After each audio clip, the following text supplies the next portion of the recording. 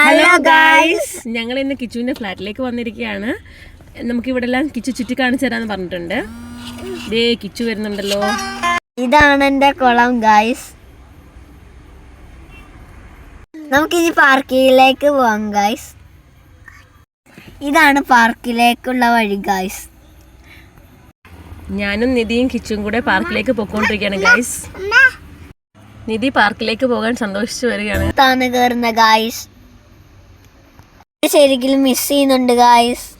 ആമിക്ക് പനിയായതുകൊണ്ട് ഞങ്ങൾ കൊണ്ടുവന്നിട്ടില്ല, കാരണം ഇവിടെ മഴ ആയതുകൊണ്ട് ആമിക്ക് പനിയാണ്.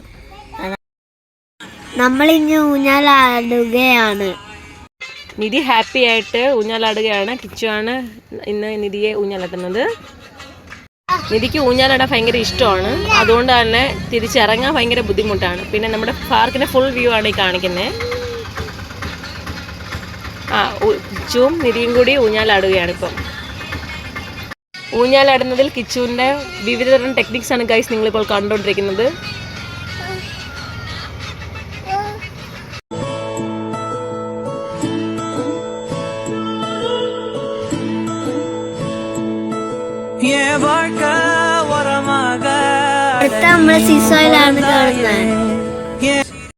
നിധിക്ക് ഇതിലും ഇരിക്കാൻ ഭയങ്കര ഇഷ്ടമാണ്.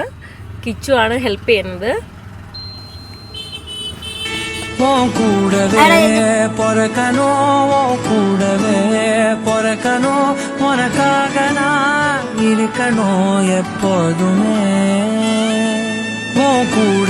ഞാനിനി സ്ലൈഡിൽ കയറാൻ പോവാണ്.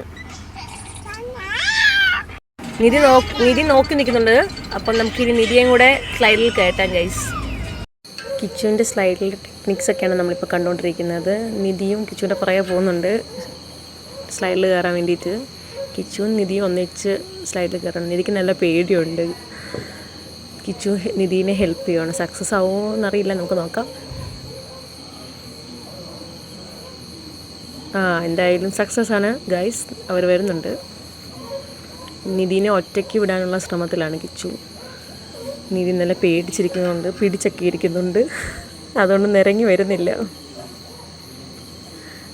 അങ്ങനെ പതിയെ പിടിച്ചൊക്കെ വരുന്നുണ്ട്. കിച്ചു നിധീനെ ഹെൽപ്പ് ചെയ്തിട്ട് കിച്ചുവും കൂടി വരുന്നുണ്ട് സ്ലൈഡിൽ കയറി. അങ്ങനെ രണ്ടുപേരും ഒന്നിച്ചാണ് വരുന്നത്. അടുത്തതായിട്ട് കിച്ചു നമുക്ക് പുതിയ ടെക്നിക്സൊക്കെ പഠിച്ചു തരാമെന്ന് പറഞ്ഞിട്ടുണ്ട്. നമുക്കത് കാണാം.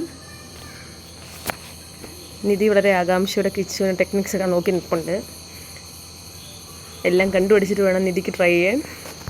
ചെറുതായിട്ട് മഴ പെയ്യാൻ തുടങ്ങിയതുകൊണ്ട് ഞങ്ങൾ തിരിച്ച് റൂമിലേക്ക് പോകാമെന്ന് വിചാരിച്ചു.